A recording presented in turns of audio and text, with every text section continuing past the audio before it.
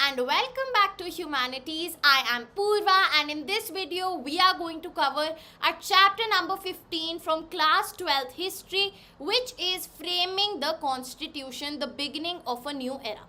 तो भैया अभी तक हमने क्या क्या कवर किया है. We moved from rebels in the Raj to countryside पे कैसे सारा सिस्टम शुरू हुआ और फिर रिवोल्ट्स चालू हुई. उसके बाद हम कहाँ पे आए, उसके बाद we moved on to the independence time कि जब गांधी जी 1916 में वापस इंडिया आते हैं तो कैसे कैसे हमारी नॉन कॉपरेशन मूवमेंट, फिर हमारी कौन सी मूवमेंट आ रही है, सिविल डिसोबीडियंस मूवमेंट और फिर क्विट इंडिया मूवमेंट. यहाँ तक हमारी पूरी क्रोनोलॉजिकल इवेंट्स में चली रेल. ठीक है, फिर आगे 1948 में after gaining independence Gandhi ji का असैसिनेशन हो जाता है. राइट, वहाँ तक हमने सब कुछ कवर कर लिया. अब हम आते हैं कि जब इंडिया इंडिपेंडेंट हो गई तो उसके बाद एक कॉन्स्टिट्यूशन चाहिए होता है. राइट, कि कैसे एक पूरी कंट्री चलेगी, what will be the basis of the society, कैसे गवर्न होगा, क्या हम एक इकोनॉमिक मॉडल फॉलो करेंगे, क्या हम एक कैपिटलिस्ट मॉडल फॉलो करेंगे, क्या हम एक कम्युनिस्ट मॉडल फॉलो करेंगे, कैसे सब कुछ होगा, क्या एक सेक्युलर कंट्री होगी,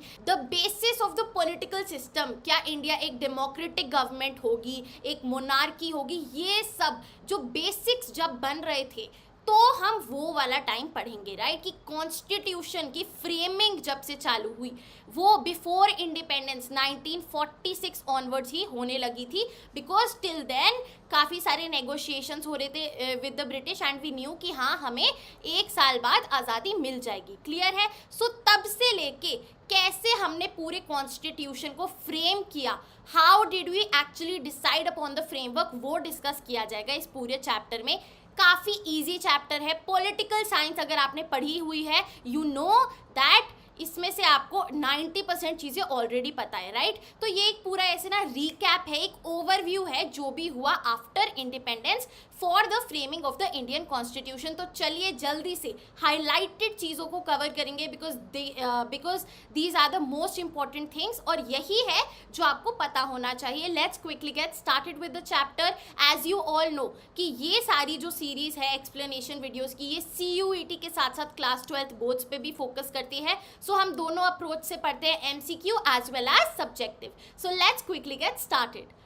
चलिए, सो ये जो डिब्बा होता है इसको मैं हमेशा कहती हूँ this is the overview, this is the focus, कि हम किस चीज़ पे फोकस करेंगे इस चैप्टर में.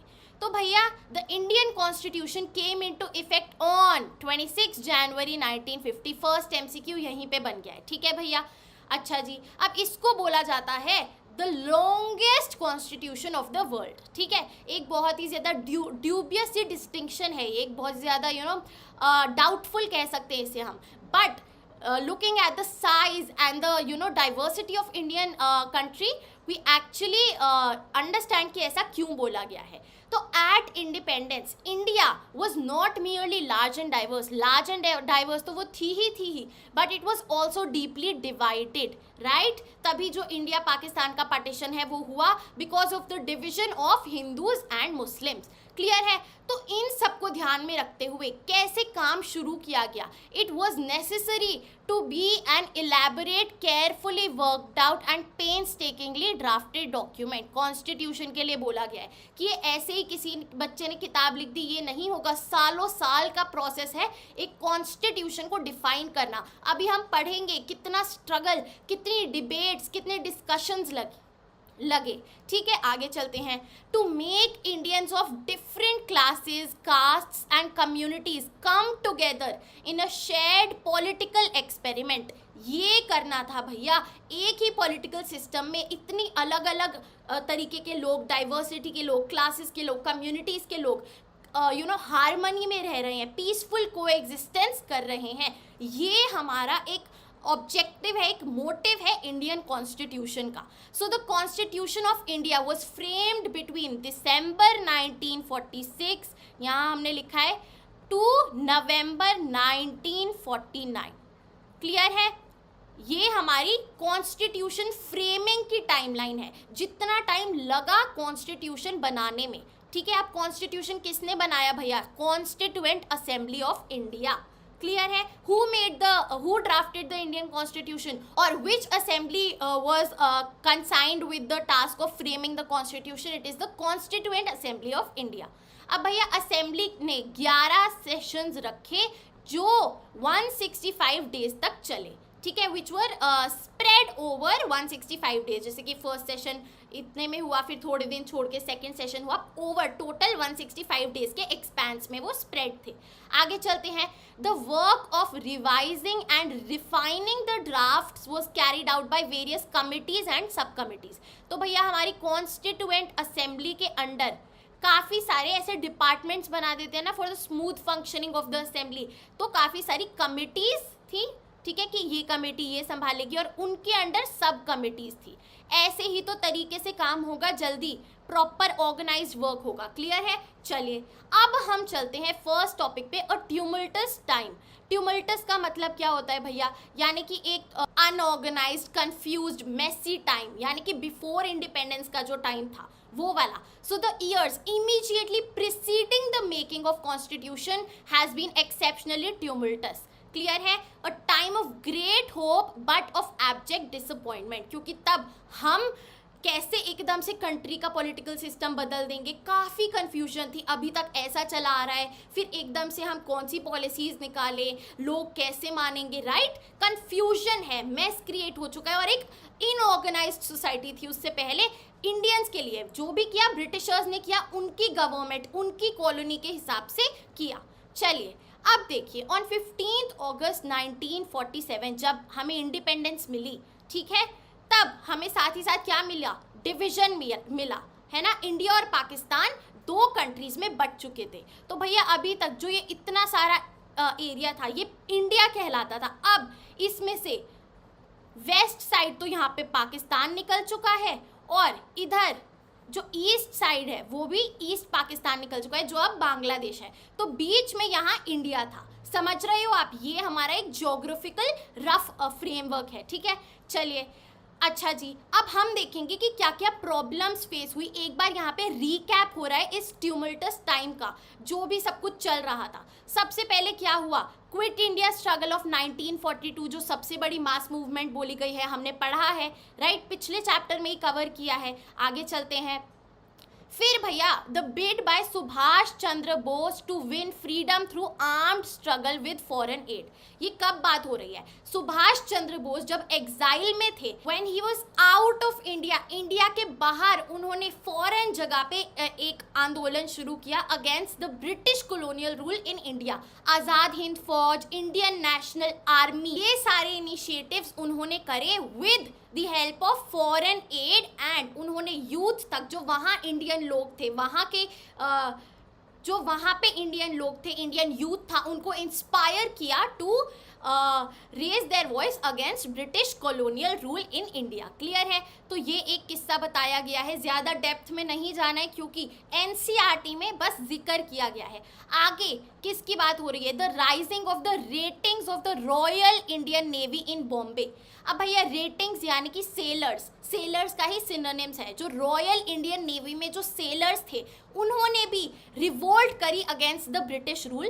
कब? In the year 1946. तो ये सारी मूवमेंट्स का जिक्र कर रहा है, एक रीकैप हो रहा है क्या क्या हमने रिवोल्ट्स करे. क्लियर है? आगे चलते हैं. Mass protests of workers and peasants in different parts of the country. तो चल ही रहा था 1940s में. फिर भैया अब हम आते हैं टू द पॉजिटिव साइड. ये जो अभी हमने इस पूरे पैराग्राफ में पढ़ा, इसमें हमने क्या देखा है कि there is a high degree of Hindu Muslim unity.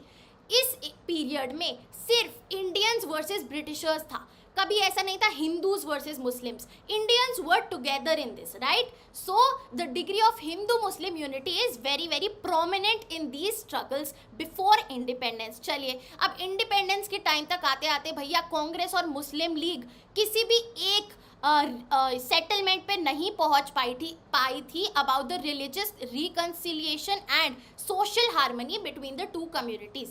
ना मुस्लिम लीग ने माना कि हमें इंडिया में ही जगह मिल जाए और ऑटोनॉमी मिले, they did not agree. And obviously Congress did not want the partition to happen, तो एनी हाउ जो मुस्लिम लीग चाहती थी डिमांड फॉर पाकिस्तान, वो आगे आई एंड इट वाज डिसाइडेड कि ठीक है इंडिया आज़ाद तो होगा बट साथ ही में डिवाइड भी होगा.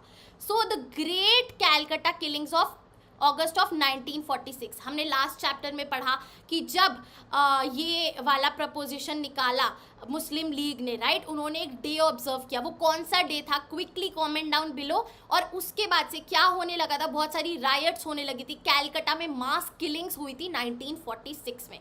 ठीक है, so we are again having a recap, reconciliation of the events. ठीक है, अभी तक ये हुआ. अब भैया जब इंडिपेंडेंस हो गई 1947, अगर हम 15 अगस्त की बात करें तो क्या हुआ, all this violence culminated in the massacres that accompanied the transfer of population. अब भैया जो पहले सब मिलजुल के यहाँ रहते थे, यहाँ के लोग इधर जा रहे हैं मुस्लिम्स पाकिस्तान में, राइट, जो इधर इन एरिया के हिंदूज और सिख्स हैं वो यहाँ पे आ रहे हैं, है ना. तो ट्रांसफर ऑफ पॉपुलेशन हो रहा है एक जगह से दूसरी जगह पे. और इस सब के बीच में आप सब ने पढ़ा है political science chapter 1 challenges of nation building में कि क्या क्या हुआ. There were mass killings, women बिल्कुल सेफ नहीं होती थी, बहुत बहुत ज़्यादा ही एक स्ट्रगल था फॉर फैमिलीज वर डिस्ट्रॉयड. बहुत लार्ज स्केल लेवल पे कम्युनल वायलेंस चल रहा था. ठीक है, चलते हैं अब आगे. अब भैया जब आज़ादी मिली तो obviously there was an outburst of joy and hope. सब काफ़ी खुश थे. ठीक है, देयर वाज होप कि चलो अब सेल्फ रूल आ गया है, अब हम सब कुछ जो अभी तक बिगड़ा हुआ था उसको सुधारेंगे. बट दूसरी तरफ ही एक सैडनेस भी थी कि भैया we are now being divided. और डिवीजन के साथ साथ क्या आ रहा था पार्टीशन के अंडर, सडन डेथ और squeezing of opportunities on one side and the forcible tearing away from their age old roots on the other. जो अभी तक साथ में इंडिया में रहे हैं, अब वो पाकिस्तान, वेस्ट पाकिस्तान, ईस्ट पाकिस्तान में जा रहे हैं अपने घरों को छोड़ के. अपनी फैमिलीज इतनी सेपरेट हो गई क्योंकि ये सब इतना जल्दी हुआ, नहीं पता कि कौन कहाँ रह गया. अगर आपने भाग मिल्खा भाग देखी है, उसमें दिखाया गया है एक विजुअल रिप्रेजेंटेशन कैसे वहाँ पे सब कुछ चल रहा था, राइट. आगे चलते हैं. Many perished before they reach their destination. बहुत majority of the people died in this process of transfer of population. आगे चलते हैं. अब देखिए what were the problems faced. ये हमने पॉलिटिकल साइंस में पढ़ा है. सबसे पहली प्रॉब्लम थी that of the princely states, कि भैया प्रिंसली स्टेट्स या तो वो इंडिया का पार्ट बन जाएंगे या वो पाकिस्तान का पार्ट बनेंगे या फिर वो खुद इंडिपेंडेंट रहेंगे, यानी कि खुद की एक कंट्री बना लेंगे और अलग हो जाएंगे, राइट. ठीक है भैया. अब 1/3 of the area of the sub continent was controlled by the princely states. काफ़ी ज़्यादा इनॉर्मस पार्ट था. अब देखो सोचो, इंडिया जो अभी है आज के दिन, यहाँ से कोई अलग कंट्री हो बीच में, यहाँ से अलग हो, यहाँ से अलग हो, यहाँ से अलग हो, तो इंडिया तो बचा ही नहीं ना. ठीक है, तो ये ना हो, इसीलिए इट वाज वेरी इंपॉर्टेंट कि प्रिंसली स्टेट्स भैया इंडिया के साथ आ जाएं, इंडिया का पार्ट बन जाए, ताकि इंडिया एज अ होल अपनी जो टेरिटरी है, जोग्राफिकल बाउंड्री है, उसको रिटेन कर सके, राइट. चलिए, so the constitutional status of the princes of these princely states remained ambiguous. यानी कि नहीं पता क्या करना है क्या नहीं करना, अभी तक कुछ भी डिसीजन नहीं आ पाया है. ठीक है, चलिए. This was the background in which the constituent assembly met. तो ये जो अभी तक हमने ट्यूमल्टस टाइम में पढ़ा, दिस इज द बैकग्राउंड. अब इस सब के बीच में कॉन्स्टिट्यूएंट असेंबली मिलके कॉन्स्टिट्यूशन को ड्राफ्ट कर रही है. अब आप समझ पा रहे हैं क्या बैकड्रॉप चल रहा है और अब कितनी रिस्पॉन्सिबिलिटी है इन लीडर्स के ऊपर जो कॉन्स्टिट्यूएंट असेंबली के अंडर कॉन्स्टिट्यूशन को ड्राफ्ट कर रहे हैं. अच्छा जी, अब अभी तक तो हमने पढ़ा कि कॉन्स्टिट्यूएंट असेंबली थी जिसने कॉन्स्टिट्यूशन को ड्राफ्ट किया. अभी कॉन्स्टिट्यूएंट असेंबली के जो लोग थे, जो मेंबर्स थे, वो भैया कैसे इलेक्ट हुए, how were they elected, right. देखो, हमने पढ़ा था पिछले चैप्टर में कि 1945 से 46 के बीच में प्रोविंशियल इलेक्शंस हुए थे, है ना. प्रोविंशियल इलेक्शंस, प्रोविंसेस के इलेक्शंस हुए थे, जिसमें से कांग्रेस जीती थी जनरल कैटेगरी के अंडर और मुस्लिम माइनॉरिटी के अंडर हमारी मुस्लिम लीग जीती थी, राइट. तो जो वहाँ पे जो इन इलेक्शंस के थ्रू प्रोविंशियल लेजिस्लेचर्स बनी, उन्होंने खुद चुने अपने representatives for the constituent assembly. इसका मतलब ये है जैसे MLAs साथ में मिलके कोई कमेटी बना रहे हैं जो वो खुद डिसाइड कर रहे हैं कि उसके मेंबर कौन होंगे, right? So the provincial legislatures then chose the representatives to the constituent assembly, यानी कि इनडायरेक्टली इलेक्शन था for the members of constituent assembly. चलिए आगे चलते हैं। अब भैया हमने पढ़ा कांग्रेस और मुस्लिम लीग, है ना, ये दो पार्टीज थी जो प्रोविंशियल लेजिस्लेटिव असेंबली में जीती थी, राइट, इलेक्शंस में जीती थी। So the league chose to boycott the constituent assembly. Muslim League ने तो मना ही कर दिया, क्योंकि इनका क्या मुद्दा है कि हमें अलग से पाकिस्तान चाहिए और उसका हम अलग कॉन्स्टिट्यूशन बनाएंगे, right, demand for Pakistan with a separate constitution. चलिए, तो मेजॉरिटी कॉन्स्टिट्यूएंट असेंबली के अंडर किसकी थी? कांग्रेस मेंबर्स की, ठीक है, इंडियन नेशनल कांग्रेस के मेंबर्स की। जो सोशलिस्ट्स थे वो भी अनविलिंग थे to join the constituent assembly. Why? क्योंकि वो कहते थे कि this is the creation of the British and autonomy, जो इंडिपेंडेंस, जो खुद का आप सोच के कुछ बना रहे हैं, वो सीन यहाँ पे नहीं है, आप तो ब्रिटिशर्स के अंडर काम कर रहे हैं। ऐसा क्यों बोला गया? क्योंकि जैसे हमने पढ़ा दिसंबर 1946 में कॉन्स्टिट्यूएंट असेंबली बनी थी and that time it was governed by the Britishers. तो वाइसरॉय या फिर गवर्नर के अंडर ये बैठते थे। तो इनडायरेक्टली कह सकते हैं हम कि it was a creation of the British, the constituent assembly. Clear है? चलिए, इन इफेक्ट इसीलिए 82% of the members were congressman. ठीक है, चलिए आगे चलते हैं। सो द कांग्रेस, देखो अब डोमिनेशन तो कांग्रेस की है कॉन्स्टिट्यूएंट असेंबली में, बट इसका मतलब ये नहीं है कि it was a party with one voice, कि जिसने जो करे मान लिया, नहीं, उसी में भी इतने डिवाइडेड ओपिनियंस थे, इतने डिस्कशंस होते थे, इतनी डिबेट्स होती थी, राइट? क्योंकि कुछ मेंबर्स उसके सोशलिज्म में बिलीव करते थे, दूसरे कुछ लैंडलॉर्डिज्म में बिलीव करते थे, काफ़ी ऐसे भी थे जो कम्युनल पार्टी से क्लोज थे, एंड बाकी ऐसे थे जो असर्टिवली सेक्युलर थे, जो इक्वालिटी ऑफ रिलीजन्स में बिलीव करते थे। तो बहुत सारे डिवाइडेड ओपिनियंस थे। जैसे हमने पढ़ा है आगे जाके क्या होता है, Congress is like a rainbow, एक ऐसी पार्टी बन जाती है जिसमें खुद ही ऑपोजिशन के भी थॉट्स हैं और इतना मतलब डिवीजन ऑफ ओपिनियंस है कि it acts like an opposition in itself, right? आगे चलते हैं।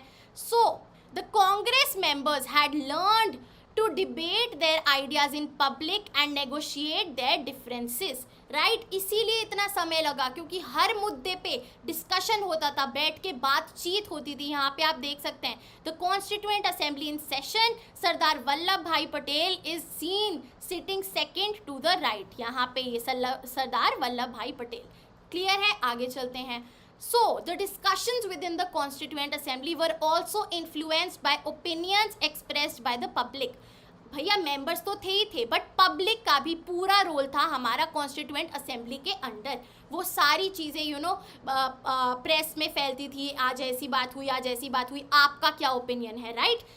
All the arguments were reported in newspapers and the proposals were publicly debated. In order to create a sense of collective participation, कि किसी भी Indian citizen को ऐसा feel ना हो कि हम एक्सक्लूड हो गए हैं या हमारा कोई रोल नहीं है, so the public was also asked to send in their views on what has to be done. आपको क्या लगता है क्या होना चाहिए यहाँ पे, राइट? तो उनको भी पूरे तरीके से इन्वॉल्व किया जाता था।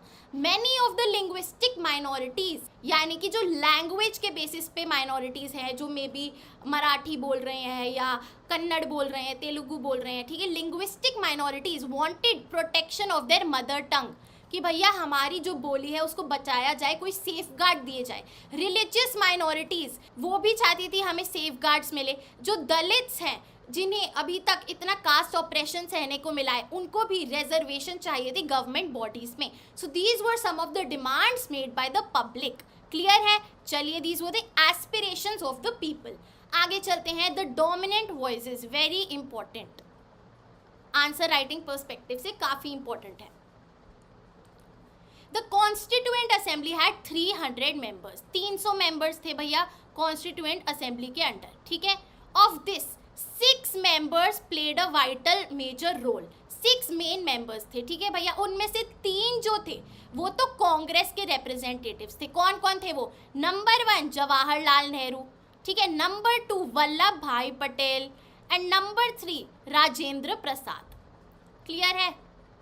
अच्छा जी, कैसे, क्या रोल था सबका? सबसे पहले नेहरू जी ने तो ऑब्जेक्टिव्स रेजोल्यूशन को फ्रेम आउट किया। ऑब्जेक्टिव्स रेजोल्यूशन क्या है? वो ऐसी चीज़ थी भैया जिससे एक बेसिक हमें पता चल रहा है कि हमें इन लाइंस पे पूरा कॉन्स्टिट्यूशन बनाना है। क्या आइडियोलॉजीज हैं? Equality, freedom, justice, right, socialist, secular, Republic, democratic, right? So this was the objective resolution which was moved by Jawaharlal Nehru, right. साथ साथ उन्होंने नेशनल फ्लैग ऑफ इंडिया को प्रपोज किया था कि भैया ऐसे हॉरिजॉन्टल ट्राई कलर होगा, सैफरन वाइट और डार्क ग्रीन का इन इक्वल प्रपोर्शंस, और बीच में व्हील इन नेवी ब्लू आएगा, ठीक है। ये हमारा जवाहरलाल नेहरू जी का कंट्रीब्यूशन है। फिर वल्लभ भाई पटेल ने, उन्होंने ड्राफ्टिंग करी, सेवरल रिपोर्ट्स की, और काफ़ी सारे ओपोजिंग पॉइंट ऑफ व्यूज़ को उन्होंने साथ में रखा और एनालाइज किया। Rajendra Prasad ji, he was the president of the assembly, clear है। President of the constituent assembly कौन थे? Rajendra Prasad. And then subsequently first president of independent India was Rajendra Prasad. चलिए आगे चलते हैं। फिर हम चलते हैं बाकी 3 मेन लीडर्स। उनमें से सबसे पहले आते हैं हमारे BR अम्बेडकर, डॉक्टर भीमराव अंबेडकर। उनका क्या रोल था भैया? He was chairman of the drafting committee. बहुत इंपॉर्टेंट रोल है, वेरी क्रूशियल पार्ट, क्योंकि उन्होंने हमेशा से ही जो पुअर और backward sections of the society थे उनकी साइड ली है, और उनको हमेशा इक्वालिटी दिलाने में बिलीव किया। तो जो भीमराव अंबेडकर जी थे वो पहले तो पॉलिटिकल ओपोनेंट थे कांग्रेस के, बट जब इंडिया आज़ाद हुई तो महात्मा गांधी जी ने उन्हें बोला why don't you join us as the union cabinet law minister, तो वो चेयरमैन ऑफ ड्राफ्टिंग कमेटी बन गए। अब BR अम्बेडकर जी के साथ उनके 2 ऐसे हेल्प के लिए लॉयर्स थे। Number 1 was KM Munshi from Gujarat, and number 2 was अलादी Krishna Swami Iyer, clear है। सो हमारा यहाँ पे KM मुंशी आ जाते हैं एंड अलादी कृष्ण स्वामी अय्यर, ठीक है। दे वर असिस्टिंग डॉक्टर भीमराव अंबेडकर। फिर हम चलते हैं 5th important figure, he was BN Rao. BN Rao was the constitutional advisor to the government of India. Clear है। वो क्या करते थे? बैकग्राउंड पेपर्स को स्टडी करते थे, एंड अदर पॉलिटिकल सिस्टम्स जो और कंट्रीज़ हैं वो क्या कर रही हैं, उनके में कैसा सिस्टम है, सब कुछ एनालाइज करते थे, ताकि हम देख सकें कि हमें क्या बोरो करना है, क्या मॉडिफाई करना है, क्लियर है। फिर हम चलते हैं to the last important figure which is the chief draughtsman SN Mukherjee. तो यहाँ हमारे आ जाते हैं SN मुखर्जी, क्लियर है। सब कुछ बिल्कुल कॉम्प्लिकेट नहीं करना है, बहुत ईजी है। Who had the ability to put complex proposals in legal language, जो लीगल लैंग्वेज के थ्रू सब कुछ जो रेडी हुआ है वो कम्युनिकेट कर पाते थे। चलिए, so all this took 3 years in total with the printed record of discussions taking up 11 bulky volumes। 11 volumes में सारा डिस्कशन, सारी डिबेट इन्वॉल्व थी, और टोटल 3 साल लगे, ठीक है भैया। चलिए, अब ये जो डिस्कशंस थे इनमें क्या क्या डिबेट हुआ था भैया? Many conflicting ideas of India, कि what language Indians should speak, of what political and economic systems the nation should follow, of what moral values its citizens should uphold। ये सारी बेसिक चीज़ें इन्हीं को ड्राफ्ट आउट करने में बहुत ज़्यादा टाइम लग गया, क्योंकि हमें किसी एक इंसान के लिए नहीं करनी, डाइवर्स और मल्टीकल्चरल इंडियन लोगों के लिए करनी है। अब हम चलते हैं सेकेंड टॉपिक पे, the vision of the constitution. Very very important, short answer यहाँ से आता ही आता है, ये करके चले जाना। ऑब्जेक्टिव्स रेजोल्यूशन इस पे आता है। विजन क्या था कॉन्स्टिट्यूशन का, हमने क्या सोचा था उस टाइम, जो मतलब कॉन्स्टिट्यूएंट असेंबली के लीडर्स थे और इंडियंस थे, कि कैसा हमारा देश होगा, कैसे हमारा कॉन्स्टिट्यूशन होगा, क्या वैल्यूज़ होगी, क्या चीज़ें फॉलो होंगी। So on 13 December 1946 Jawaharlal Nehru introduced the Objectives Resolution in the Constituent Assembly। किस डेट को? 13 दिसंबर 1946, क्लियर है, even before independence। It was a momentous resolution that outlined, keyword उन्होंने आउटलाइन करता है ऑब्जेक्टिव रेजोल्यूशन, कि क्या आइडियल्स होंगे, defining ideals of the constitution of independent India, and provided the framework, another keyword, within which the work of the constitution making was to proceed। ठीक है भैया। It proclaimed India to be independent sovereign republic। ये 3 main important keywords हैं, लिख के आना है अगर कहीं भी ऑब्जेक्टिव रेजोल्यूशन पूछ लिया। Independent, sovereign, republic. जो सोशलिस्ट वर्ड है वो बाद में अमेंडमेंट से ऐड हुआ है, 42nd अमेंडमेंट से, ठीक है। क्या गारंटी करता था हमारा प्रियम्बल? देखिए जो ऑब्जेक्टिव्स रेजोल्यूशन है ये बाद में जाके क्या बन जाता है, प्रियम्बल ऑफ इंडिया बन जाता है। Justice, equality and freedom, another keyword, ठीक है, ये लिख के आना पड़ेगा भैया। And assure that adequate safeguards shall be provided for minorities, backward and tribal areas and depressed and other backward classes. ये पूरा मेन हमारी आउटलाइन है कॉन्स्टिट्यूशन की, ऐसे हम अपनी कंट्री को बनाना चाहते हैं। क्लियर है? So Nehru placed the Indian experiment in a broad historical perspective, यानी कि इंडिया यहाँ है, ठीक है, और ये पूरा वर्ल्ड है, ठीक है। तो अब भैया जो आसपास के सारे नेबर्स का पॉलिटिकल सिस्टम है हम वो भी देखेंगे, एक हिस्टोरिकल पर्सपेक्टिव, सब क्या कर रहे हैं हम देखेंगे, right. So now we'll analyse कि हमें दूसरी कंट्री से क्या बोरो करना है और अपने हिसाब से उसको क्या छोक वोक लगा के इंडिया में अपनाना है।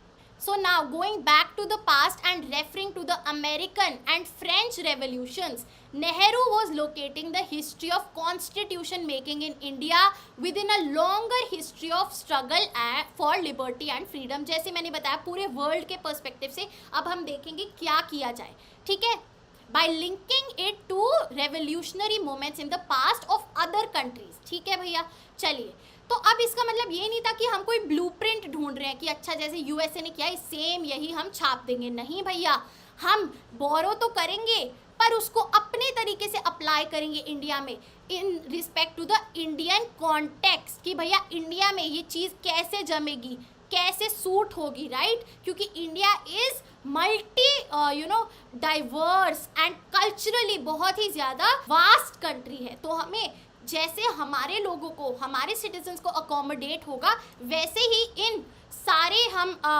चीज़ों को, लॉज को इंडिया में अप्लाई करेंगे। We are not just going to copy, we have to fit in with the temper of our people to be acceptable to them, ठीक है भैया। हम ऐसी चीज़ें, ऐसे आइडियाज़ अडॉप्ट करेंगे दूसरी कंट्री से जो हमें फिट बैठ रहे हैं इंडियन कॉन्टेक्स्ट में। क्लियर है कीवर्ड?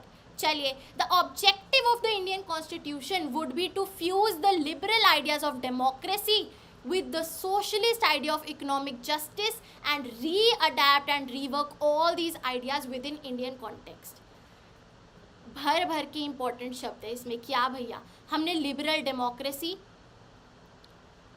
किसकी थी, ये यूएस के मॉडल से, ठीक है, plus socialist idea of economic justice, हमने एक मिक्स्ड इकोनॉमी ली, राइट, ना वो कम्युनिस्ट ना वो कैपिटलिस्ट। तो ये थी हमारी आइडियोलॉजी, और ये भी हम कैसे करेंगे, इससे कनेक्ट करके, इंडियन कॉन्टेक्स्ट से कनेक्ट करके फिर अप्लाई करेंगे। क्लियर है? चलिए, now moving on to the will of the people, यानी कि जो लोग चाहते हैं। So a communist member Somnath Lahiri saw the dark hand of the British imperialism on this constituent assembly, क्योंकि मैंने जैसे आपको बताया कि an interim administration headed by Jawaharlal Nehru was in place कब 1946 में, but it could only operate under the directions of the viceroy and the British government in London। तो ये जो हमारी constituent assembly है इसके ऊपर भी कौन राज कर रहा है, अल्टीमेटली ब्रिटिशर्स हैं, राइट। तो जो कम्युनिस्ट मेंबर थे सोमनाथ लाहारी, वो बहुत ज़्यादा डर रहे थे इस बात से कि ये क्या सच में एकदम ऑटोनॉमस डिस्कशन हो रहा है to fully free themselves from the influence of imperial rule, ठीक है। वो चाहते थे कि इसमें ब्रिटिशर्स का कोई भी हाथ ना हो।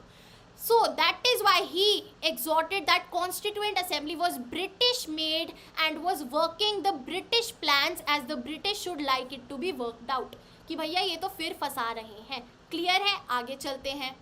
तो इससे हमें ये दिख रहा है कि the nationalist leaders wanted a different kind of constituent assembly, जो सेल्फ रूल, जो इंडियंस ने एस्टैब्लिश करी हो, and Nehru was aware with this fact, ठीक है भैया। It was also true in a sense that the British government had a hand in its birth। किसके birth में? कॉन्स्टिट्यूएंट असेंबली के जन्म में। क्लियर है? क्योंकि उनके रूल के अंडर ही एस्टैब्लिश हुई है। चलिए, सो नेहरू जी ने कहा बट लेकिन you must not ignore the source from which this assembly derives its strength. वो सोर्स क्या है? It is the will of the people, जो लोग चाहते हैं, क्योंकि लोगों ने ही क्या किया है, लेजिस्लेटिव प्रोविंशियल इलेक्शंस में वोट दिए हैं, और जो वो वाले लीडर्स उन्होंने अपॉइंट करे हैं, उन्होंने ही कॉन्स्टिट्यूएंट असेंबली को फ्रेम किया है। So it is the will of the people. Keep in mind the passions that lie in the hearts of the masses of the Indian people and try to fulfil them. अगर हम ऐसा करेंगे तो चाहे ये British made है या नहीं है, उससे कोई भी फर्क नहीं पड़ेगा। क्लियर है? आगे चलते हैं। सो द कॉन्स्टिट्यूएंट असेंबली क्या मतलब क्या उसका मोटिव था? It was expected to express the aspirations of the people, जिन्होंने फ्रीडम मूवमेंट, फ्रीडम स्ट्रगल में पार्टिसिपेट किया है, और जिन्होंने वो विजन देखा है कि एक आज़ाद भारत होगा।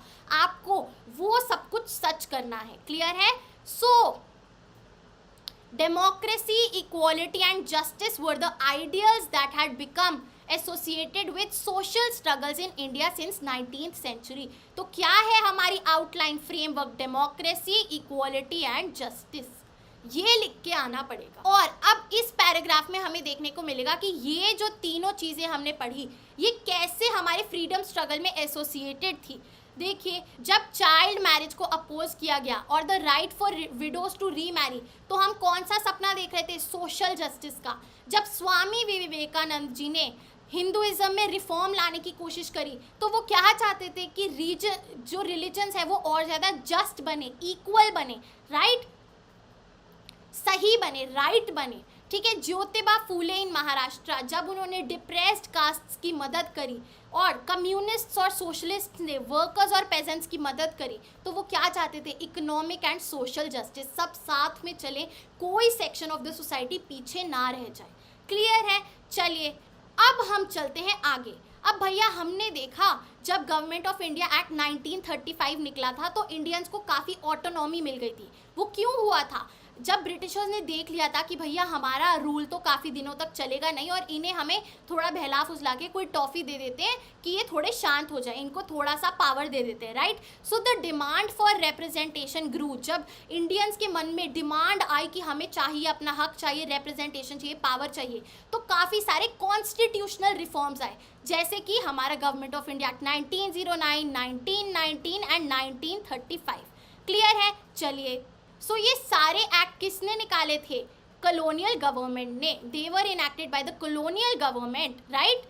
अब जो तब इलेक्शंस होते थे जो प्रोविंशियल बॉडीज़ के, तो वो क्या हर कोई यूनिवर्सल एडल्ट फ्रेंचाइजी के बेसिस पे वोट करता था? हाँ या ना? नहीं भैया, सिर्फ और सिर्फ 10 से 15% एडल्ट पॉपुलेशन के पास थी द राइट टू वोट। ठीक है, क्लियर है? चलिए, there was no universal adult franchise. The legislatures elected under the 1935 Act operated within the framework of colonial rule। भैया जितनी भी ऑटोनॉमी मिल जाए, आप थे तो ब्रिटिशर्स के अंडर ही, एक कॉलोनी थे आप ब्रिटिशर्स की, तो they were responsible to the governor appointed under the British. तो आप गवर्नर के अंडर काम कर रहे हैं, भले ही आपको जितनी ऑटोनॉमी मिल जाए प्रोविंशियल लेवल पे। Done. So this was about कि क्या चल रहा था बिफोर इंडिपेंडेंस। अब हम चलते हैं डिफाइनिंग राइट्स पे, कि भैया हमने कैसे चीज़ों को सॉर्ट आउट किया कि भैया चलो हम ये नहीं ये रखेंगे, इसको हटा के ये रखेंगे। How did we come to a conclusion? The answers were evolved through the clash of opinions and the drama of individual encounters. It was not easy. हर किसी की बात सुनी, समझी, और फिर फाइनली सबने डिसाइड करके म्यूचुअली एक चीज़ को अडॉप्ट किया, एक आइडिया को कॉन्स्टिट्यूशन के फ्रेमवर्क में डाला। So let's start with the problem with separate electorates. सबसे पहली प्रॉब्लम आती है सेपरेट इलेक्टोरेट्स, यानी कि हिंदूज, मुस्लिम्स, जो हमारी रिलीजियस माइनॉरिटी है, मुस्लिम्स है, वो अलग से उनके इलेक्शंस होंगे और वो खुद का एक अलग रूलर चुनेंगे या अलग पार्टी चुनेंगे। ठीक है, ये होता है सेपरेट इलेक्टोरेट्स। ठीक है, और जो इससे ऑपोजिट क्या होता है कि सब एक ही इलेक्शन में पार्ट ले रहे हैं, हिंदू, मुस्लिम, सिख, ईसाई, सब साथ में जो भी पार्टीज हैं वोट कर रहे हैं, राइट। चलिए, so this was the problem of separate electorates. On 27 August 1947 B Pocker Bahadur from Madras argued for a powerful plea for continuing separate electorates. उन्होंने कहा कि हमें तो चाहिए separate electorates, कि भैया जो religious minority है उन्हें खुद representation की मौका मिले, कि वो खुद मुस्लिम्स ही जो खड़े होंगे उनको मुस्लिम्स ही वोट करेंगे और फिर वो जो मुस्लिम जीतेगा वही माना जाएगा, राइट. चलिए, तो उन्होंने कहा ऐसा ज़रूरी है क्योंकि अगर ऐसा नहीं हुआ तो जो रिलीजियस माइनॉरिटीज़ हैं they would be erased out of existence, वो तो रिप्रेजेंट ही नहीं हो पाएंगी पॉलिटिकल फ्रेमवर्क में, राइट. चलिए, so there will be differences between communities जो मिनिमाइज हो सकेंगे इसके कारण अगर माइनॉरिटीज़ को अपना खुद का हक मिल जाए. ठीक है भैया. Only if minorities were well represented with in political system. ऐसा आर्ग्यूमेंट किसने रखा? बी पोकर बहादुर ने. क्लियर है. चलिए, तो उनका कहना ये था only separate electorates would ensure the Muslims had meaningful voice in the governance of the country. अब जो बाकी मेंबर्स थे कॉन्स्टिट्यूएंट असेंबली के, उन्होंने इसको अपोज किया कि देख भाई ऐसा बिल्कुल नहीं है जो तू सोच रहा है, उल्टा क्या है, ये तो एक ब्रिटिशर्स की स्ट्रैटेजी थी जिससे हिंदू और मुस्लिम डिवाइड हो जाए. ये एक उनकी खुद की वो जो उनका मोटिव था हिंदूज़ को मुस्लिम्स के अगेंस्ट यूज़ करना और फिर इंडिया पे कब्जा कर लेना, ये उसका पार्ट था. और इससे यूनिटी बनेगी नहीं, बिगड़ेगी. इससे और ज़्यादा चांसेस है कि दोनों कम्युनिटीज़ के बीच में हेट्रेड पैदा हो जाएगा. So most nationalists saw separate electorates as a measure deliberately introduced by the British to divide people. Divide and rule वाली पॉलिसी जो थी उसका जन्म separate electorates से ही शुरू हुआ था, राइट. तो they were haunted by the fear of continued civil war, violence and riots. तो इस मुद्दे पे ऐसी डिबेट्स करके क्या माना गया कि it was a demand that had turned one community against each other and divided the nation. तो अब हम ऐसा नहीं होने देंगे, हम एक सिंगल सिस्टम रखेंगे इलेक्शंस का, कोई भी सेपरेट इलेक्टोरेट्स नहीं मिलेगा क्योंकि ये पूरे इंडियन नेशन के लिए अच्छा नहीं रहेगा, राइट. सो क्या बोला गया? गोविंद बल्लभ पंत ने बोला that this was not only harmful for India as a nation but it was harmful for the minorities, क्योंकि वो खुद में ही क्या हो जाएंगे, बहुत ही ज़्यादा आइसोलेट हो जाएंगे. This would permanently isolate the minorities, make them vulnerable and deprive them of any से इन द गवर्नमेंट. तो ये माइनॉरिटीज़ के साथ साथ इंडिया का भी भला होगा अगर हम ऐसा ना करें, right. It was a suicidal demand क्योंकि इसी के कारण इंडिया और पाकिस्तान का जन्म हुआ है, right. So behind all these arguments was the concern with the making of a unified nation state और वही डिसाइड हुआ. The constitution would grant to citizen rights but citizens had to offer loyalty to the state. Obviously एक contract की तरह है. अगर state आपको rights दे रही है, फंडामेंटल राइट्स दे रही है, आप बदले में क्या देंगे स्टेट को? तो आपकी भी कोई ड्यूटीज़ होंगी स्टेट की तरफ कि आप लॉयल रहें, है ना, सेडिशन ना करें, स्टेट के हित में ही सारे स्टेप्स लें. चलिए आगे, स्टेट का मतलब यहाँ पे क्या है? Nation as a whole, India की बात हो रही है. आगे चलते हैं भैया. कल्चरल राइट्स को प्रोटेक्ट किया जाए, politically equal members of one state को सबको इक्वली इलेक्शंस में मौका मिले पार्ट लेने का. It is the citizen that forms the base as well as the summit of social pyramid. Citizens की बात होगी यहाँ पे, कम्युनिटीज़ की नहीं. हम कम्युनिटीज़ को छोड़ के सिटीजन्स पे फोकस करेंगे एज अ होल. चलिए, not all Muslim supported the demand for separate electorates. Clear है. बेगम एजाज जरुल एक एग्जाम्पल है जिन्होंने बोला that separate electorates were self destructive since they isolated the minorities. Clear है. चलिए, so instead of claiming a separate electorate क्या किया जाए? मुस्लिम्स को एक एक्टिव पार्ट लेना चाहिए डेमोक्रेटिक प्रोसेस में ताकि जो वो चाहते हैं वो रिजल्ट्स में दिखे, right. So the step is to take active part in the democratic process. अब बोला गया we will need much more than this resolution, कि भैया ठीक है ऑब्जेक्टिव रेजोल्यूशन तो है ही है, बट एनजी रंगा a socialist leader he said कि हमें सिर्फ और सिर्फ माइनॉरिटीज़ रिलीजियस टर्म्स में नहीं देखनी चाहिए. We should always look at the economic terms as well. यानी कि जो पुअर पीपल है, जो डाउन ट्रॉडन है, वो भी एक माइनॉरिटी आते हैं इकोनॉमिक माइनॉरिटी में, right. So the poor and the downtrodden लोगों के लिए भी कुछ करना चाहिए. It was meaningless for the poor people in the villages to know about the rights. उन्हें क्या करना है, क्या उनकी राइट है, क्या उनके पास हक है, राइट, एम्प्लॉयमेंट का, लाइफ का, पर्सनल लिबर्टी का, ये सब उनके लिए सेंस नहीं बनाता है. उनके लिए क्या सेंस बनाता है create conditions where these constitutionally enshrined rights could be effectively enjoyed. कि भैया ऐसी implementation हो रही है कि उन्हें actual में ये इसका कोई fruit मिल रहा है. So we need to create props, we need ladders for these people to come and use these rights, right? तो इसका एक एग्जाम्पल क्या है जो अब अगर हम देखें एजुकेशनल इंस्टीट्यूशंस में इकोनॉमिकली वीकर सेक्शंस के लिए प्रोविजंस बना दिए गए हैं. और एनजी रंगा ने क्या बोला? He drew attention to the gulf that separated the broad masses of Indians and those claiming to speak on their behalf.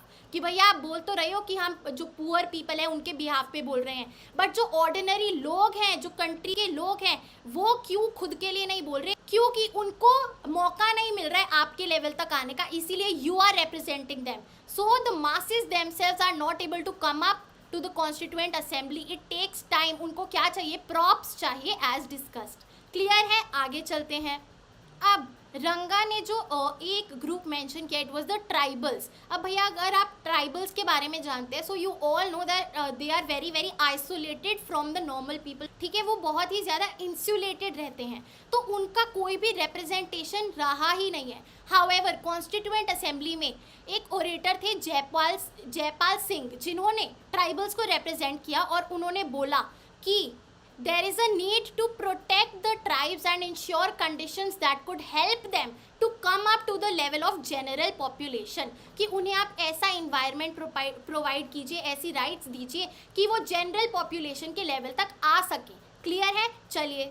So he said, our point is that you have got to mix with us. We are willing to mix with you. हम तो mix होना चाहते हैं, but आपसे भी हमें एक वो initiative चाहिए from the general population. So, reservation of seats in the legislature was essential to allow tribals to represent themselves. ठीक है, चलिए अब हम चलते हैं आगे. We were suppressed for 1000 years. अब भैया डॉक्टर B.R. अम्बेडकर किन की बात कर रहे हैं? He is talking about the depressed castes. तो वो चाहते हैं कि उनके लिए सेपरेट इलेक्टोरेट्स हों, उनको मौका मिले आगे आने में. तो जैसे भैया मुस्लिम माइनॉरिटी ने कहा हमें सेपरेट इलेक्टोरेट्स चाहिए, वैसे ही B.R. अम्बेडकर जी ने किसके लिए कहा? डिप्रेस्ड कास्ट के लिए, जो SCs हैं, राइट. और यहाँ हमने STs की बात करी, शेड्यूल्ड ट्राइब्स यहाँ पे, और अब B.R. अम्बेडकर शेड्यूल्ड कास्ट्स की बात कर रहे हैं. क्यों भैया? क्योंकि इनको अपॉर्चुनिटी चाहिए to come at power with the general population. So some members of the depressed castes emphasize that the problem of untouchables could not be resolved through protections of or safeguards alone. यानी कि आप कितने ही constitutional provisions निकाल लीजिए, ये जो untouchables की बीमारी है, ये जो सोशल ईविल है सोसाइटी में, ये ऐसे नहीं मिटेगा. ये जब सोशली इम्प्लीमेंट होगा सोसाइटीज़ में, लोगों के दिमागों में बदलाव आएगा, तब जाके ये ईविल हट सकता है. So their suffering was due to the systematic marginalization. उनको जो आइसोलेशन और निग्लेक्शन मिल रहा है फ्रॉम द जनरल पॉपुलेशन, वो रीज़न है उनकी बैकवर्डनेस का. It is not the numerical insignificance. They had no access to education, no share in administration. Clear है? सो द कॉन्स्टिट्यूशन असेंबली क्या डिसाइड हुआ? भैया पार्टीशन के बाद तो हमने देख लिया कि सेपरेट इलेक्टोरेट से क्या होता है ना, दो हिस्से हो जाते हैं, कंट्री के भी, लोगों के भी, दिलों के भी. So doctor B.R. अम्बेडकर ने भी ये सेपरेट इलेक्टोरेट्स वाला कैंसिल कर दिया. अब क्या डिसाइड हुआ कि भैया कॉन्स्टिट्यूएंट असेंबली ने रिकमेंड किया that untouchability should be abolished. हम उसको अबॉलिश करेंगे. कॉन्स्टिट्यूशन में लिखा गया है Hindu temples will be open to all castes and seats in legislatures and jobs in governments will be reserved for the lower castes. तो उनको रिजर्वेशन पॉलिसी भी मिलेगी और इक्वालिटी भी मिलेगी, राइट. सो हमने प्रॉपर सेफगार्ड्स इंश्योर करे फॉर द डिप्रेस्ड कास्ट्स और scheduled caste. So in conclusion, social discrimination could not be erased only through constitutional legislation. There had to be a change in the attitudes within the society, जैसे मैंने आपको बताया. ये जो हमारा chapter है ये बहुत ज़्यादा समझने के ऊपर है. मोस्टली आपको सारी चीज़ें पता होंगी इसके बारे में. सो बस एक सिस्टमैटिक अंडरस्टैंडिंग कि ऐसा कब हुआ, क्यों हुआ, क्या रीज़न था, उसको अगर आप समझ लेंगे, you will be done with this chapter and आप कोई भी क्वेश्चन आंसर कर सकते हैं. अब दूसरी डिस्कशन और डिबेट आती है the powers of the state पे. अब भैया कि हम स्टेट को कितनी ऑटोनॉमी दें, हम सेंटर को कितनी पावर दें. ठीक है, जो फेडरलिज्म है कि सेंटर ऊपर है और फिर स्टेट नीचे है, और किसके पास कितनी पावर होनी चाहिए उस मुद्दे पे आते हैं. So there was vigorously debates about the respective rights of the central government and the states. Among those arguing for strong center, जो चाहते थे एक strong center हो, उनमें कौन था? जवाहरलाल नेहरू जी. क्लियर है. चलिए, एक वीक सेंट्रल अथॉरिटी इनकेपेबल है टू इंश्योर पीस. अगर कुछ भी गलत होता है कंट्री में और सेंटर मजबूत नहीं है तो कोई सोल्यूशन नहीं हो सकता, एक पीसफुल रेजोल्यूशन नहीं हो सकता उस इशू का. सेंटर को स्ट्रांग होना ही पड़ेगा to take control over the states. Clear है. तो ड्राफ्ट कॉन्स्टिट्यूशन में 3 लिस्ट्स ऑफ सब्जेक्ट्स निकाली गई थी, यूनियन, स्टेट एंड कॉनकरेंट, जैसे कि अभी है हमारे कॉन्स्टिट्यूशन में, right. So the first union list is for the centre. ठीक है. फिर हमारी state list is for the states और हमारी concurrent list is for both centre plus state. ठीक है भैया. चलिए, हाउ एवर अब मुद्दे की बात कहाँ पे आती है? Many more items were placed under exclusive union control, यानी कि सेंटर के पास काफ़ी सारी ऐसी चीज़ें थी जो सिर्फ उसका हक था, जिस पे सिर्फ, and more placed on concurrent list too. Concurrent में भी काफ़ी सारी ऐसी थी. स्टेट में काफ़ी कम सब्जेक्ट्स थे, यानी कि जिन पे सिर्फ और सिर्फ स्टेट का कंट्रोल है. So the union also had control of minerals and key industries. Besides, Article 356 gave the center the powers to take over a state administration on the recommendation of the governor.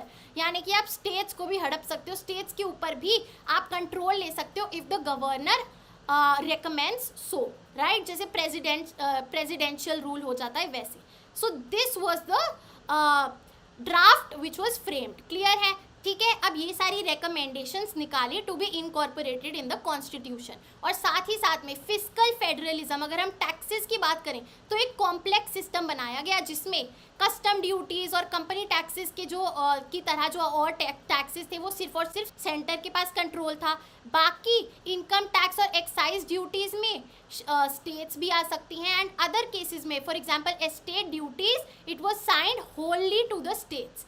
तो जो exclusive taxes state के पास control था वो बहुत ज़्यादा कम था, right.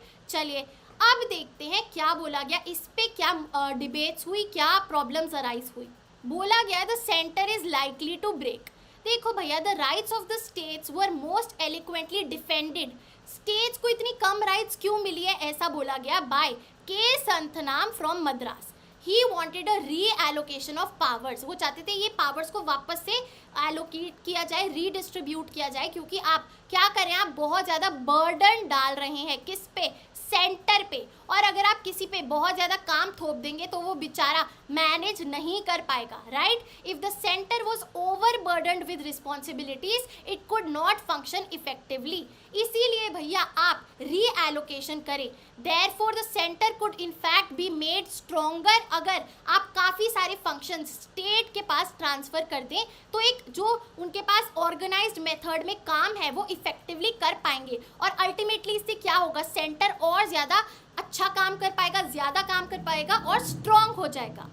So as for the states, Santhman felt that the proposed allocation of power would cripple them. States का कोई फ़ायदा नहीं है इसमें, स्टेट बहुत ज़्यादा सबऑर्डिनेट हो जाएगी सेंटर के अंडर, क्योंकि भैया वो बार बार जाके पैसे थोड़ी मांगेगी. Without finances how could the states undertake any project of development. वो बार बार जाके बोलेगी मुझे पैसे दो, टैक्सेस दो, क्योंकि उसके पास तो एनफ टैक्सेस है नहीं, right. In a few years he said all the provinces would rise in revolt against the state, against the centre. अगर ऐसा चलता रहा तो इनके बीच में ही रिवोल्ट हो जाएगी, बहुत ज़्यादा प्रॉब्लम आएगी, स्मूथ फंक्शनिंग नहीं हो पाएगी. फिर a member from Odisha warned that the center is likely to break since the powers has been excessively centralized under the constitution. इतने सारे पावर हैं सेंटर के पास, वो तो भैया अगर बैग ज़्यादा हैवी हो जाएगा तो कमर ही टूट जाएगी, तो सेंटर भी टूट जाएगा, ऐसा मत कीजिए. बट अल्टीमेटली क्या डिसाइड किया गया, क्या कंक्लूजन लिया गया, what we want today is a strong government. कि भैया हम तो सेंटर को ऐसे ही रखेंगे, जो हमारा पॉलिटिकल सिस्टम है वो सेंटर की तरफ बायस्ड रहेगा ही रहेगा, हम एक स्ट्रॉन्ग सेंटर चाहते हैं. सो बी आर अम्बेडकर ने बोला that he wanted a strong and united centre, much stronger than the centre which was created in the government of India act 1935. Clear है. गोपाल स्वामी अयंगर, उन्होंने क्या बोला था, the centre should be made as strong as possible, ताकि बाद में जाके India Pakistan का जैसे डिवीजन हुआ और ऐसे इंडियन स्टेट्स के बीच में ना हो पाए. So Balakrishna Sharma also says only a strong center could plan for well-being of the country, mobilize the available economic resources, establish a proper administration and defend the country against foreign aggression. ये सारे काम manage करना मुश्किल है but आसान है for a strong central government, strong union, क्योंकि अगर इतनी पावर्स हैं तभी आप फंक्शन कर पाएंगे. So there was already a unitary system in place imposed by the colonial government, जैसे ब्रिटिशर्स ने रखा था. The constitution thus showed a distinct bias towards the rights of the Union of India over those of its constituent states. Clear है, ये constitution में भी लिखा गया है कि भैया यूनियन जो है वो ज़्यादा स्ट्रॉन्ग है और उसकी तरफ हम बायस्ड हैं. राइट, आगे चलते हैं. अब चलते हैं the language of the nation.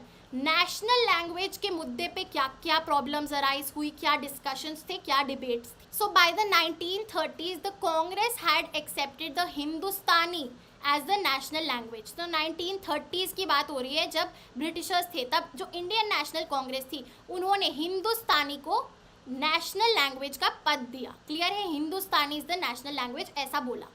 क्यों भैया, क्योंकि हिंदुस्तानी के अंडर क्या आती है, हिंदी भी आती है और उर्दू भी आती है. It is a blend of both. तो हिंदूज और मुसलमान्स दोनों का ब्लेंड है हिंदुस्तानी, सबको रिप्रेजेंट करती है. क्लियर है, चलिए. This multicultural language Mahatma Gandhi thought would be the ideal language for communication between diverse communities. It could unify Hindus and Muslims, people of north and south. ये एकदम परफेक्ट एग्जाम्पल है, ऐसा बोला गया. अब भैया जैसे जैसे कम्यूनल कॉन्फ्लिक्ट्स आते गए, हिंदूज और मुस्लिम्स के बीच में प्रॉब्लम्स आती गई, डिविजन्स आते गए, हेट्रेड आती गई, तो ऐसे ही हिंदुस्तानी में जो हिंदू और उर्दू था वो भी दूर होते गए. सो अब एक संस्कृताइज्ड हिंदी आ गई और एक उर्दू जो थी वो पर्शियनाइज्ड हो गई. दोनों बहुत ज़्यादा दूर जाने लगे. तो ये जो हिंदुस्तानी का मिश्रण था ये भी ख़त्म हो गया. सो नाउ लोगों के साथ साथ रिलीजन्स के साथ साथ लैंग्वेज भी एसोसिएट होने लगी. There came a divide. Clear है, तो भैया अब क्या किया जाए. अब यहाँ पे हम पढ़ेंगे अ प्ली फॉर हिंदी कि भैया कॉन्स्टिट्यूएंट असेंबली में RV. Dhulekar, a congressman from United provinces, उन्होंने बोला कि हिंदी को आप लैंग्वेज ऑफ कॉन्स्टिट्यूशन मेकिंग रखें. ठीक है, और उन्होंने असेंबली में ऐसा तक बोला कि जिनको हिंदुस्तानी नहीं आती वो तो इस असेंबली में बैठने के लायक भी नहीं है. They are not worthy to be members of this assembly, they better leave. तो ये एक बहुत गलत स्टेटमेंट थी. राइट, चलिए. अब 3 साल बाद 12 सितंबर 1947 को धुलेकर की स्पीच अब फिर से एक स्पार्क लगा दिया असेंबली में. By now the language committee of the constituent assembly had produced its report and had thought of a compromise formula. क्या बोला लैंग्वेज के लिए कॉन्स्टिट्यूएंट असेंबली ने कि भैया हिंदी जो देवनागरी स्क्रिप्ट में है, ठीक है, देवनागरी स्क्रिप्ट में वो ऑफिशियल लैंग्वेज डिक्लेयर होती है. Right, so Hindi in Devanagari script would be the official language but the transition to Hindi would be gradual. धीरे धीरे ट्रांजिशन होगा, gradual. And for the first 15 years English would be continued for all official purposes. Each province was to allow to choose one of its regional languages for official work in the province. यानी कि हिंदी भी है, ठीक है, और next 15 साल तक English भी है. और भैया जो आपकी स्टेट है, जो आपका प्रोविंस है, आप अपनी एक रीजनल लैंग्वेज खुद चूज़ कर सकते हैं जिसमें आप ऑफिशियल काम करेंगे. तो ऐसे सारे मतभेद, सारा जो प्रॉब्लम था हिंदी और इंग्लिश के बीच में या फिर हिंदी और उर्दू के बीच में, वो मिटा दिया गया by the committee of constituent assembly. But Dhulekar साहब जो थे वो क्या चाहते थे, हिंदी को ऑफिशियल नहीं नेशनल लैंग्वेज डिक्लेयर किया जाए. क्लियर है, आगे चलते हैं.